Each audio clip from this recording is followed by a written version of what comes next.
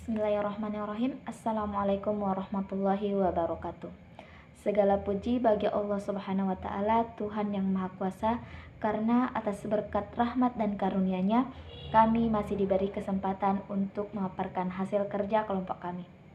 Salawat serta salam tak lupa pula kami junjungkan kepada Nabi besar kita, Nabi Muhammad SAW, yang telah mewariskan ilmu-ilmu yang bermanfaat bagi kita semua. Yang terhormat Ibu Dr. Nahriana MPD selaku dosen mata kuliah evaluasi pembelajaran serta teman-teman yang kami banggakan. Sebelumnya perkenalkan kami dari kelompok 2 dengan saya sendiri Nurwulan sebagai moderator serta rekan saya Dita Amanda dan Miftahul Jannah sebagai pemateri.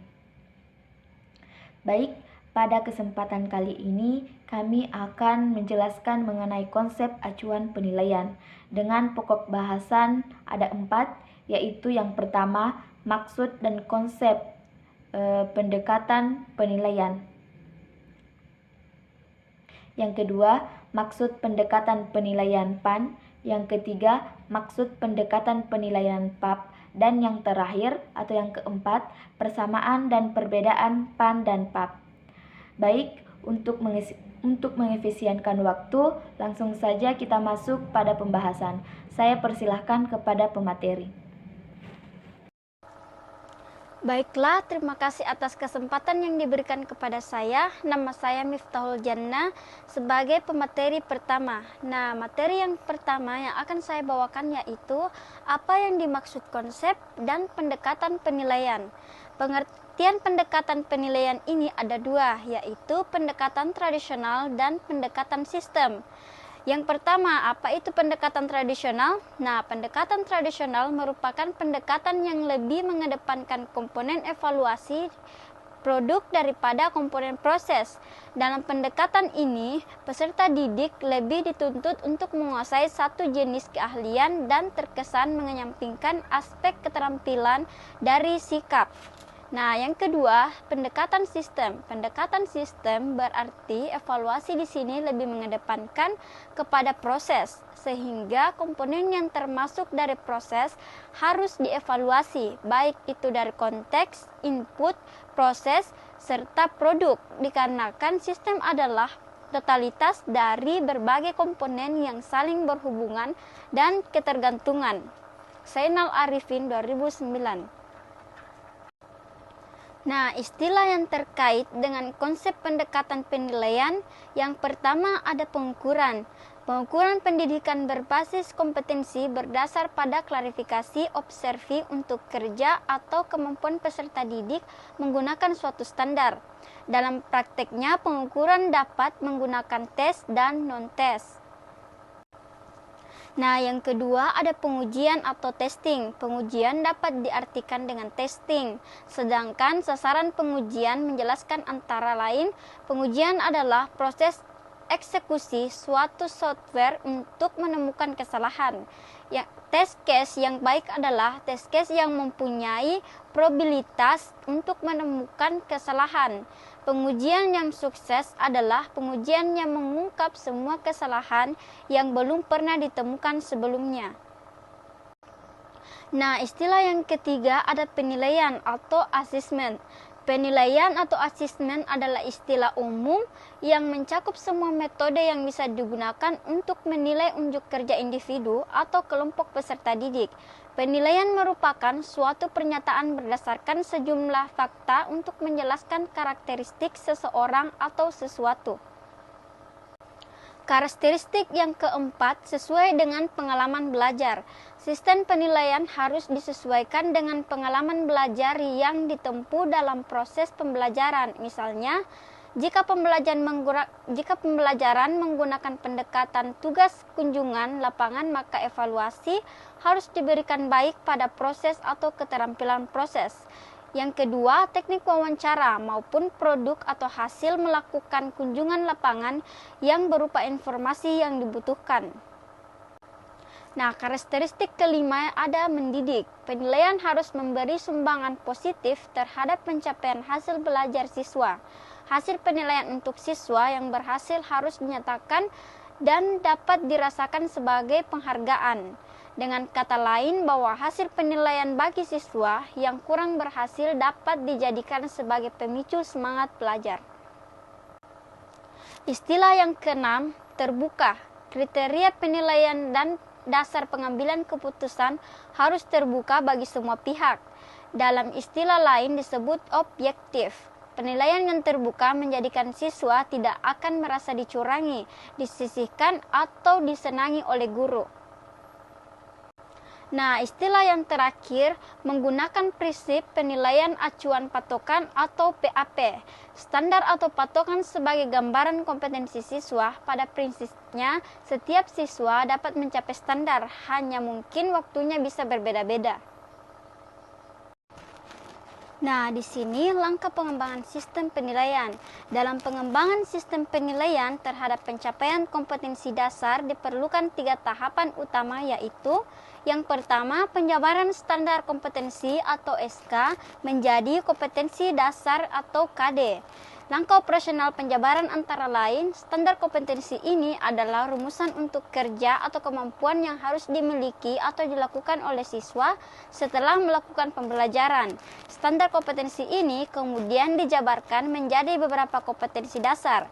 Kompetensi dasar adalah kompetensi atau kemampuan minimal dalam mata pelajaran yang harus dimiliki oleh lulusan atau kemampuan minimal yang harus ditampilkan siswa setelah melakukan pembelajaran suatu materi atau mata pelajaran. Rumusan kompetensi dasar ini harus menggunakan kata kerja yang operasional. Nah, langkah pengembangan sistem penilaian yang kedua yaitu penjabaran kompetensi dasar menjadi indikator. Langkah operasional penjabaran antara lain, indikator adalah karakteristik, ciri-ciri, tanda-tanda, perbuatan atau respon yang harus dilakukan atau ditampilkan oleh siswa untuk menunjukkan bahwa dia telah menguasai kompetensi dasar. Perumusan indikator menggunakan kata kerja yang operasional agar dapat diukur dan dibuat oleh ujiannya. Kata kerja yang digunakan sama dengan kata kerja pada kompetensi dasar, namun cakupan materinya lebih sempit lagi. Setiap kompetensi dasar dapat dikembangkan menjadi beberapa indikator tergantung dari jumlah materi pokok yang diperlukan untuk mencapainya. Nah, langkah pengembangan sistem penilaian yang ketiga ada penjabaran indikator menjadi butir soal. Langkah operasional penjabarannya, setiap indikator dapat dikembangkan menjadi beberapa butir soal. Butir soal dirumuskan dalam bentuk yang sesuai dengan kegunaannya, misalnya untuk tugas, untuk tes formatif atau sumatif. Nah, selanjutnya teknik penentuan skor dan acuan penilaian. Yang pertama ada menentukan skor pada soal esai. Menentukan skor dapat dipilih dari beberapa skala pengukuran, misalnya skala 1/4, 1/10, dan 1/100. Terdapat beberapa hal yang perlu diperhatikan, antara lain sebaiknya jangan memberikan skor 0. Maksimal skor itu dari angka 1. Semakin tinggi skala pengukuran yang digunakan, maka hasilnya semakin halus dan akurat. Setelah menempatkan skor, selanjutnya adalah menempatkan pembobotan sesuai dengan tingkat kesukaran soal. Sebaiknya gunakan skala 1/10. Misalnya, soal yang mudah diberi 2 atau 3, sedangkan soal yang sulit diberi bobotnya 5. Nah, teknik yang kedua ada menentukan skor menta untuk soal objektif. Yang pertama itu tanpa rumus tebakan, dan yang kedua itu menggunakan rumus tebakan, diantaranya itu true or false atau multiple choice. Baiklah, kita masuk ke pembahasan kedua, yaitu apa yang dimaksud penilaian acuan norma. Nah, penilaian acuan norma atau PAN adalah nilai sekelompok peserta didik atau siswa dalam suatu proses pembelajaran yang didasarkan pada tingkat penguasaan di kelompok itu. Artinya, pemberian nilai mengacu pada perolehan nilai dari kelompok itu. Sedangkan penilaian acuan norma atau PAN yaitu dengan cara membandingkan nilai seseorang siswa dengan nilai kelompoknya. Nah, selanjutnya kriteria penyusunan PAN. Penyusunan penilaian acuan normatif menurut M. Ngalim Purwanto 2029 antara lain yang pertama itu tidak ditekankan untuk mengukur penampilan yang eskak dari behavioral objektif. Dengan kata lain, soal-soal pada PAN tidak didasarkan atas pengajaran yang diterima siswa atau atas keterampilan atau tingkah laku yang diidentifikasikan sebagai suatu yang dianggap relevan bagi belajar siswa. Yang kedua, pada proses belajar, penilaian nilai normatif pada umumnya banyak dilakukan oleh seorang guru. Yang ketiga, pendekatan dalam penilaian untuk proses belajar, seseorang mengacu pada ketentuan atau norma yang berlaku di sekolah. Yang keempat, seorang guru dapat menggunakan acuan normatif nasional. Untuk melakukan itu, guru dapat membandingkan hasil belajar yang dapat dicapai di dalam kelas dengan acuan norma yang ada, termasuk pencapaian lulusan siswa dengan standar nasional yang besarnya 4,26. Apabila ternyata hasil pencapaian belajar di kelas tidak berbeda secara signifikan, berarti para siswa dapat diartikan memiliki kemampuan baku. Baik, selanjutnya yaitu ciri-ciri penilaian acuan norma. Terdapat beberapa ciri dalam penilaian acuan normatif. Antara lain yaitu yang pertama, penilaian acuan normatif digunakan untuk menentukan status setiap peserta didik terhadap kemampuan peserta didik lainnya. Dalam artian bahwa penilaian acuan normatif digunakan apabila kita ingin mengetahui kemampuan peserta didik di dalam mengkomunikasikannya seperti di kelas, sekolah, dan sebagainya. Yang kedua, penilaian acuan normatif menggunakan kriteria yang bersifat relatif.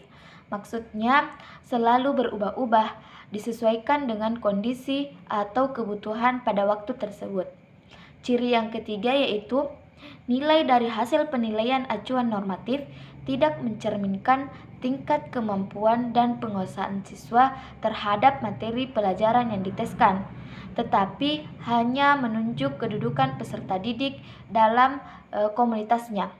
Ciri yang keempat atau yang terakhir yaitu penilaian acuan normatif memiliki kecenderungan untuk menggunakan rentangan tingkat penguasaan seseorang terhadap kelompoknya, mulai dari yang sangat istimewa sampai dengan yang mengalami kesulitan yang serius. Lebih spesifik lagi, Aunur Rahmah pada tahun 2009 halaman 29 menganalisis ciri-ciri PAN, yaitu yang pertama, penilaian acuan normatif tidak diberlakukan untuk menentukan kelulusan seseorang, tetapi untuk menentukan ranking siswa atau mahasiswa dalam kelompok tertentu. Yang kedua, penilaian acuan normatif berfungsi untuk memetakan perbandingan antara mahasiswa atau mahasiswa dinilai dan diberi ranking antara satu dengan yang lainnya. Berikutnya yaitu penilaian acuan normatif menggarisbawahi perbedaan prestasi antara mahasiswa. Selanjutnya, penilaian acuan normatif hanya mengandalkan nilai tunggal dan perangkat tunggal. Baik, pembahasan selanjutnya yaitu penerapan penilaian acuan norma atau PAN. Pada dasarnya, penilaian yang menggunakan acuan norma menggunakan kurva normal sebagai alat untuk membandingkan atau menafsirkan angka yang diperoleh oleh masing-masing siswa.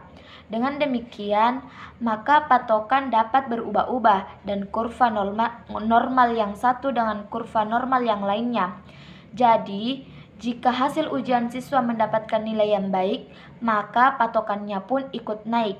Sebaliknya, jika hasil ujian siswanya kurang baik, maka patokan yang dipakai juga akan ikut turun. Dalam penerapan PAN Penerapan skor siswa dilakukan tanpa memandang kualitas suatu tes secara teliti. Namun demikian, dalam penerapan PAN seringkali dianggap tidak adil dan membuat persaingan yang tidak sehat antar siswa. Contohnya yaitu acuan norma dalam menentukan nilai siswa. Contoh yang pertama yaitu di dalam kelas nilai matematika peserta didik terdiri dari 9 orang dengan skor 50, 45, 45, 40, 40, 35, 35, dan 30. Contoh yang kedua yaitu jika menggunakan pendekatan PAN, penilaian acuan norma, maka peserta tes yang mendapat skor tertinggi 50 akan mendapatkan nilai tertinggi, misalnya 10, sedangkan mereka yang mendapat skor di bawahnya akan mendapat nilai secara proporsional, yaitu 99, 8, 8, 8, 7, 7, 6. Baik, selanjutnya yaitu kelebihan dan kekurangan penilaian acuan norma atau PAN. Kelebihannya yang pertama, kebiasaan menggunakan penilaian berdasarkan referensi norma atau kelompok di pendidikan tinggi. Kedua, diharapkan tingkat kinerja yang sama terjadi pada setiap kelompok mahasiswa. Yang ketiga, bermanfaat untuk membandingkan mahasiswa atau penghargaan utama untuk sejumlah mahasiswa tertentu. Dan yang keempat, mendukung tradisional kekukuhan akademis dan menggunakan standar. Adapun kekurangannya yaitu yang pertama, sedikit menyebutkan kompetensi mahasiswa apa yang mereka ketahui atau dapat mereka lakukan. Yang kedua, tidak fair karena peringkat mahasiswa tidak hanya bergantung pada tingkatan prestasi, tapi juga atas prestasi mahasiswa lainnya. Dan yang ketiga, tidak dapat diandalkan mahasiswa yang gagal sekarang mungkin dapat lulus tahun berikutnya. Baik, pembahasan selanjutnya yaitu pendekatan acuan patokan atau PAP. Pengertian pendekatan acuan patokan. Penilaian acuan patokan atau PAP biasanya disebut juga dengan criterion evaluation, merupakan pengukuran yang menggunakan acuan yang berbeda. Dalam pengukuran ini, siswa dikomparasikan dengan kriteria yang telah ditentukan terlebih dahulu dalam tujuan instruksional, bukan dengan penampilan siswa yang lain. Contohnya, penilaian yang menggunakan penilaian acuan patokan yaitu untuk mendapat pembuktian bahwa kamu tuntas belajar, maka ikuti ujian akhir semester dan mendapatkan nilai minimal 70. Itu menurut Bermawi Mont tahun 2009, 1001.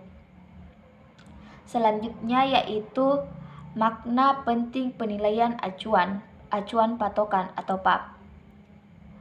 Itu terdapat beberapa hal yang perlu diperhatikan dalam penggunaan PAP.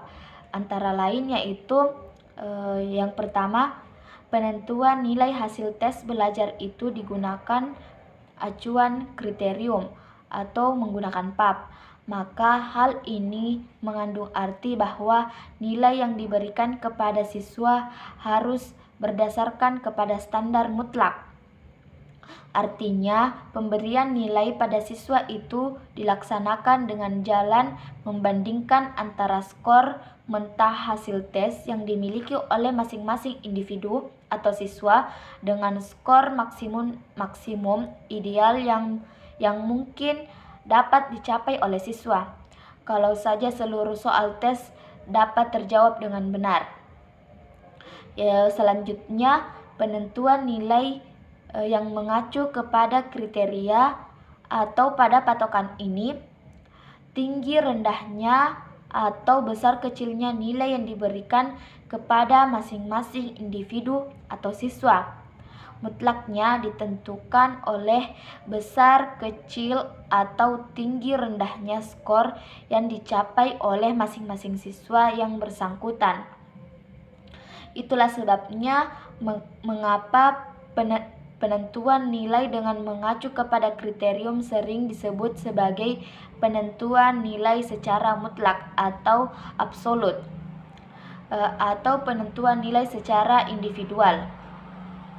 Berikutnya yaitu dalam penerapannya penentuan nilai seorang siswa dilakukan dengan jalan membandingkan skor mentah hasil tes dengan skor maksimum idealnya.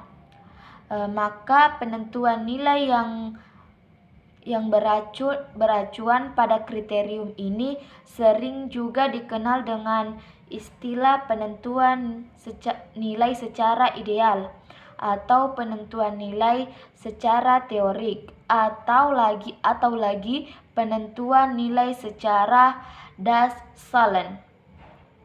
Sebagai contoh rumus yang dapat digunakan yaitu nilai sama dengan skor mentah dibagi skor maksimum ideal dikali 100.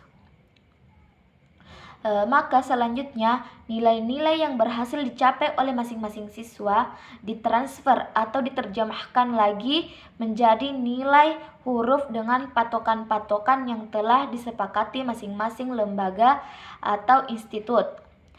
Misalnya nilai 85 ke atas itu sama dengan A, nilai 75 sampai 84 sama dengan B, nilai 65 sampai 74 sama dengan C, nilai 55 sampai 64 sama dengan D, dan nilai di bawah 55 itu sama dengan E.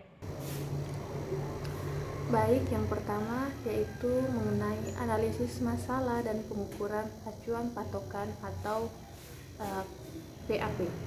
Yang pertama mengenai cakupan analisis masalah. Nah, kita harus memahami apa cakupan dari analisis masalah tersebut. Jadi, suatu penilaian disebut PAP atau PAP jika antara lain yang pertama dalam melakukan penilaian itu mengacu pada suatu kriteria untuk mencapai tujuan instruksional yang telah dirumuskan sebelumnya. Yang kedua yaitu nilai-nilai yang diperoleh oleh siswa dihubungkan dengan tingkat pencapaian penguasaan atau mastery siswa tentang materi pengajaran sesuai dengan tujuan instruksional yang telah ditetapkan. Nah, yang selanjutnya yaitu B, esensi dari analisis masalah. Nah, analisis masalah ini sendiri terbagi menjadi 3, yaitu pertama strategi pengumpulan informasi. Nah, dalam rangka meningkatkan penyajian data dan informasi perlu dilakukan langkah-langkah. Yang pertama, peningkatan pemahaman kebutuhan data dan informasi pengguna. Yang kedua, membangun metode penyajian yang menjadikan data dan informasi yang mudah juga dimanfaatkan pengguna. Dan terakhir yaitu meningkatkan hubungan harmonis pengguna data dan sistem informasi. Yang kedua yaitu pengambilan keputusan. Nah, diakui oleh banyak pihak bahwa pengambilan keputusan itu benar-benar sulit. Jadi ada beberapa pedoman atau cara untuk mengambil keputusan yang efektif seperti di bawah ini. Yang pertama yaitu mengetahui penyebab timbulnya masalah. Yang kedua mengetahui akibat kalau suatu masalah itu terlalu larut. Yang kedua yaitu merumuskan masalah dengan jasa, atau dengan kata lain masalah itu harus diidentifikasi, dispesifikasi, diklarifikasi, dirumuskan, kemudian dipahami. Nah, slide selanjutnya yaitu mengenai model penerapan penilaian acuan patokan. Nah, penilaian acuan patokan atau PAP biasanya disebut juga dengan criterion evaluation, merupakan pengukuran yang menggunakan acuan yang berbeda. Nah, dalam penggunaan penilaian acuan patokan ini, siswa dikoperasikan dengan kriteria yang telah ditentukan terlebih dahulu dalam tujuan pembelajaran. Selanjutnya, keberhasilan dalam prosedur acuan patokan tergantung pada penguasaan materi atas kriteria yang telah dijabarkan dalam item-item pertanyaan guna mendukung tujuan pembelajaran. Ketiga yaitu dengan acuan patokan ini setiap individu dapat diketahui apa yang telah dan belum dikuasainya. Yang selanjutnya melalui penilaian yang berbasis patokan ini kita dapat mengembangkan alat ukur berhasil atau tidaknya suatu proses pembelajaran dengan cara mengadakan tes di awal atau pre-test dan tes di akhir atau post-test. Dan dengan menggunakan penilaian berbasis kriteria atau patokan ini, seorang guru bisa menghindari hal-hal tidak diinginkan, serta konsekuensinya acuan ini adalah remedial, atau kata penilaian acuan patokan ini menggunakan prinsip pembelajaran tuntas atau mastering learning. Nah, sebagai contoh dalam pendekatan dengan acuan kriteria atau patokan ini, penentuan tingkatan didasarkan oleh skor-skor yang telah ditentukan sebelumnya dalam bentuk presentasi. Untuk mendapatkan nilai A atau B, seorang siswa harus mendapatkan skor tertentu sesuai dengan batas yang telah ditentukan. Salah satu kelemahan yang dalam menggunakan standar absolut adalah siswa atau skor siswa bergantung pada tingkatan kesulitan yang mereka terima. Artinya, apabila tes yang diterima siswa mudah, maka akan mudah bagi para siswa untuk mendapatkan nilai A atau B, begitupun sebaliknya. Slide berikutnya yaitu perbedaan dan persamaan penilaian acuan patokan dan penilaian acuan norma. Yang pertama yaitu persamaan. Nah, penilaian acuan norma dan acuan patokan memerlukan adanya tujuan evaluasi spesifik sebagai penentu fokus item yang diperlukan. Tujuan tersebut termasuk tujuan instruksional umum dan instruksional khusus. Yang kedua yaitu pengukuran memerlukan sampel yang relevan, digunakan sebagai subjek yang hendak dijadikan sasaran evaluasi. Sampel pun yang diukur pun mempresentasikan populasi siswa yang hendak menjadi target akhir dari pengambilan keputusan itu sendiri. Nah, selanjutnya yaitu untuk perbedaan. Nah, penilaian acuan atau norma biasanya mengukur sejumlah besar perilaku khusus dengan sedikit butir tes untuk setiap perilaku. Kedua, penilaian acuan patokan biasanya mengukur perilaku khusus dalam jumlah yang terbatas dengan banyak butir tes untuk setiap perilaku. Selanjutnya yaitu penilaian acuan norma menekankan perbedaan di antara peserta tes dari segi pencapaian hasil belajar secara relatif. Lanjut, penilaian acuan patokan menekankan penjelasan tentang apa perilaku yang dapat dan tidak dapat dilakukan oleh setiap peserta didik. Nah, penilaian acuan norma lebih mementingkan butir-butir tes yang mempunyai tingkat kesulitan sedang dan membuang tes yang terlalu mudah atau terlalu sulit. Lalu, penilaian acuan patokan juga mementingkan butir-butir tes yang relevan dengan perilaku yang akan diukur tanpa peduli dengan tingkat kesulitannya. Terakhir adalah penilaian acuan norma digunakan terutama untuk survei. Penilaian acuan patokan digunakan terutama untuk suatu penugasan. Nah, untuk slide terakhir yaitu perbedaan acuan kriteria atau patokan dengan acuan norma. Nah, ada tabel. Di sini ada tabel menurut Ngalim Purwanto mendeskripsikan pada tabel 81 berikut. Nah, norm, reference atau PAN dan criterion reference atau PAP.